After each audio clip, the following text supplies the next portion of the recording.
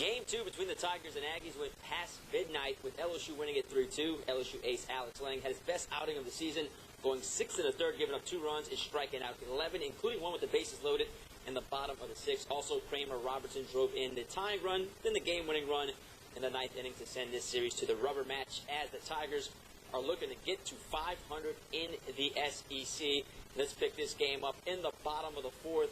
John Ballack in a jam, and former LSU Tiger Michael Parrish doesn't help Ballack's cause. Face lock to left, scoring Boomer White to give A&M the 1-zip lead. Top of the 5th, same score. Greg Dykman, the former Brother Martin standout, changes that score with one massive swing of the bat.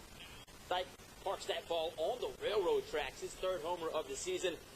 Bottom of the 5th, Nick Banks, who's been in a slump going into this game, comes out of it real quick. He answers Dykman's dinger with one of his own. 2-1 Aggies. Pick it up in the top of the 8th. Michael Papierski with 2 on, but it's a weak little dribbler to second. The Tigers stranded 26 on base in this series and score only 5 runs. They lose it 3-1. LSU loses its 2nd straight SEC series. The Tigers are now 16-7 and 2-4 in the conference. UNO is swept for the first time this season, losing to Lamar 7-5. Privateers 16-8 and 4-5 in the Southland. Tulane beats Illinois State on a walk-off in the 12th. Game 2 just underway. Southeastern beats Corpus Christi 5-zip. And Nichols loses to Sam Houston State as they're swept, losing that game 3-1. All right, how about some LSU softball? The 7th-ranked softball team taking on the Florida Gators. 7th inning, Gators lead it 4-1. Kaylee Kavistad with a couple on. Shoots one to left field, and that is going to score a couple runs. Bottom of the 7th, bases loaded for Savannah Jaquist, trying to get the job done. Not going to happen. LSU falls 6-2. They fall to 3-6 in the conference after getting swept by the Gators this weekend.